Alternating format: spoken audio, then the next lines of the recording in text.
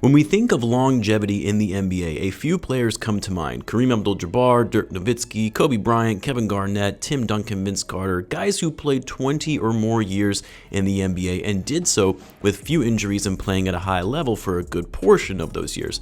And then there is LeBron James, who takes longevity in the game of basketball to a new meaning because not only has LeBron successfully played over 20 seasons in the NBA, he's still playing at an elite level in his 21st season in the league at the age of 38, soon to be 39 in a few weeks. For some of the aforementioned players, while they had great and long careers, for all of them, they fell off dramatically by the time they reached their 20th season or hit their late 30s in the NBA. Some of them were still productive players, but none of them were putting up near 25 points per game, over 7 rebounds and 6 assists, while also playing 34 minutes per game into their late 30s with over 1,600 regular season and postseason games combined under their belt. Every year we think this has to be the season where LeBron falls off, where he's no longer the all-star we once knew, and every year he proves us wrong, seemingly getting better with age and adapting his game to still be a productive player despite losing some of his speed and athleticism from a young 20-year-old LeBron James. But LeBron's play and the way he is performing at this stage in his career with over 65,000 minutes tallied at the professional level starts to make you question, is something going on here, raising suspicions that science quite simply cannot explain, and it's what we'll be diving further into in this video. As always, if you're new to the channel and you like this type of content, it would mean a great deal to me if you subscribe to help the channel grow, and in return, I'll be providing more NBA content like this. Now, I want to be clear from the outset, because I know in the intro and the title of this video, this insinuates that LeBron James is using some form of performance-enhancing drugs to explain why he's still playing at such a high level at his age. And I want to be clear that I don't believe LeBron James is using in order to perform better. I think he's just a supremely gifted athlete, a freak of nature, and a guy who invests a lot of money in his body and keeping himself in shape. But I will say, it is getting to the point where it is starting to get suspicious when you see what he's been able to do and comparing it to players of the past, and I can see why others who have been pushing this conspiracy theory for years may have a point. To start, let's just compare LeBron in his 21st season in the NBA to others who even made it that far in the league, which is very few, by the way. You have Robert Parrish, who played more regular season games than any player, Vince Carter, who holds the record for most seasons played in a career at 22, which LeBron would match if he plays next season, Dirk Nowitzki, Kevin Garnett, and Kevin Willis. That's it, 5 players, 6 if you include LeBron James. Even guys like Kareem, Kobe, Tim Duncan, Karl Malone, John Stockton, they didn't even make it to 21 years before they had to hang it up. And for each of those 5 players that I mentioned that made it to their 21st season in the NBA, all of them, with the exception of Vince Carter, it being their last season in the NBA, not a single one of them were starters by that stage in their careers, and all of them had lost their quickness, their endurance, and ability to not only score but crash the boards and generate offense by way of facilitating or scoring consistently. Like, for all of these players, when they hit their 21st season in the NBA, everyone knew their time was coming to an end, and most knew it was going to be their last in the league. Even for Vince Carter, who ended up playing one more season, we all knew the season before that should have been his last, but he wanted to set the record and also be known as the only player, and will probably hold this designation forever, as the only player who played in 4 decades and also the oldest player to ever play in the NBA. He just narrowly beat out Robert Parrish at 43 years of age. LeBron James, though, 21st season in the NBA, and he's still arguably a top 10 player in the league. Not even just an all-star, not even just a starting level player. No, he's still a superstar that he was 10, even 15 years ago. His game has changed over time, but he's still just as impactful as he ever has been in his 21st season in the NBA. And what makes it all the more impressive, or suspicious depending on how you look at it, LeBron James has logged more minutes than any other player in NBA history between regular season and playoff minutes combined, passing Kareem Abdul-Jabbar earlier this season, who previously held the record, with a whopping 66,458 minutes total. LeBron James has played an equivalent of a total of 58 full 24-hour days of NBA basketball on the court during his career, and yet he's still playing like he's in his prime.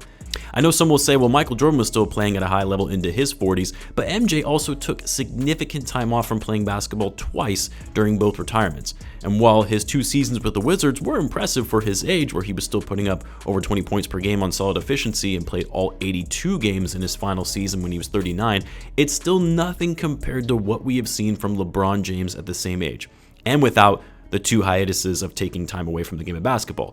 And this is coming from one of the biggest Michael Jordan fans. It simply put does not compare. Now, when looking at the history of NBA basketball and how a player's prime is defined, which has obviously evolved over time and also varies by position that one plays, but generally speaking, a player's prime falls anywhere between the ages of 25 and 29, give or take a few years here and there.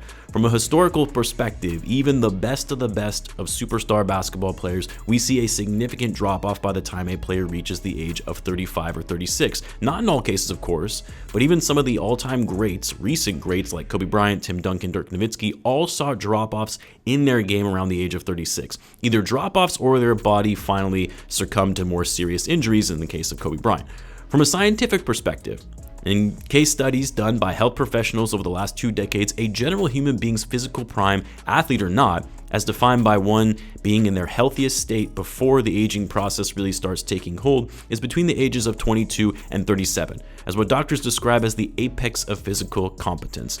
Scientists have done further studies, and by the way, I'll link all these studies in the description for reference in case you want to look into it further, but scientists have done further studies on age and when you're most likely to peak at every given physical ability. As an example, strength peaks at the age of 25, bone mass peaks at the age of 30, your cognitive ability for strategy and decision making peaks at the age of 31, speed and agility peaks at 27, and overall physical fitness peaks at 29.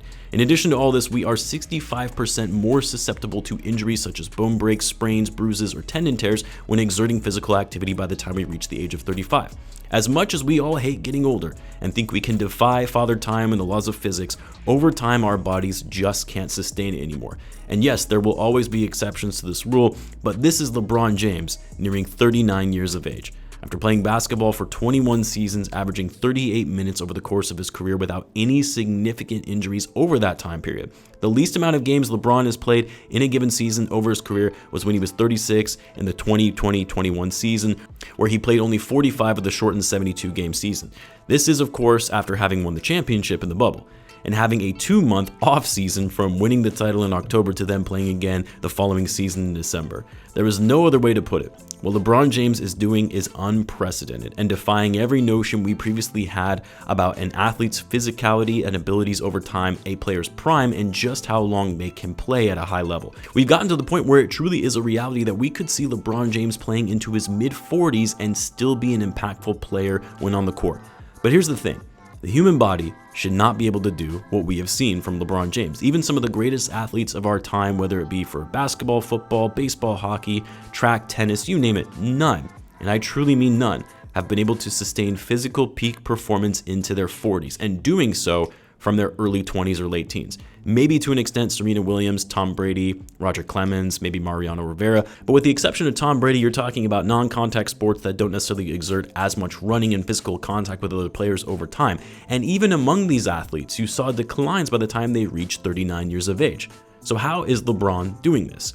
Yes, we know he invests over $1 million annually into his body, and that obviously helps with his peak physical condition that most people are not going to have the fortune to do. But even the best trainers, the best nutrition, workout routines, vitamins, minerals, sports medicine, the best of the best, simply put, cannot explain how LeBron is able to do what he's doing this late in his career. Now here's the thing. When it comes to those conspiracy theorists who are convinced that LeBron is using drugs to enhance his performance, the NBA is one of the strictest leagues when it comes to drug testing and handing out some of the strictest fines for those who are found to be using. They test their players very frequently, and for a player to be able to get around that and time it properly to where it would go unnoticed would be incredibly hard to do. That said, would the league turn a blind eye if their biggest cash cow over the last 20 years was found positive for using performance-enhancing drugs?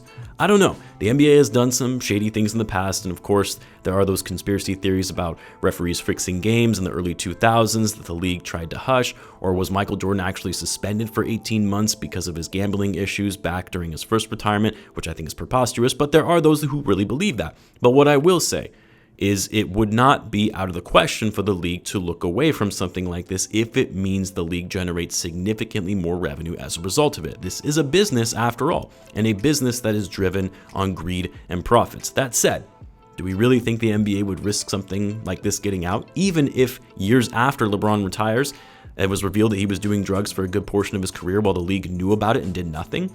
That would be so damaging to the reputation of the NBA that it would kill the credibility of the league and its viewership that you'd have to think, would it even be worth it for them to risk all of that simply to see LeBron play a few more good seasons at the end of his career? And the same for LeBron James, damaging his legacy, all to get a few more good extra years out, maybe another championship. Throwing all that away to extend his career just does not seem practical. We know what happened to guys like Lance Armstrong, Barry Bonds, Mark McGwire, beloved athletes until they weren't, when it was revealed they cheated by using PEDs. Would LeBron throw all that away so he can keep playing into his 40s? And so while I get the skepticism, I get the suspicions because it's pretty clear what LeBron is doing is historic and something that has never been done before, and naturally, whenever an athlete defies all odds of history, we instantly think something nefarious must be going on. And while I wouldn't be shocked if years from now it comes out that LeBron was in fact doing drugs, I think at the end of the day, LeBron is just such a unique specimen and freak athlete that we simply cannot explain how he's doing this. All I'll say is, enjoy it while it lasts, because eventually, I think anyway, he will decline and retire from the game of basketball, a player that has been a part of NBA fandom for over 2 decades now. Let me know what you guys think. As always, be sure to subscribe, and I'll see you in the next one.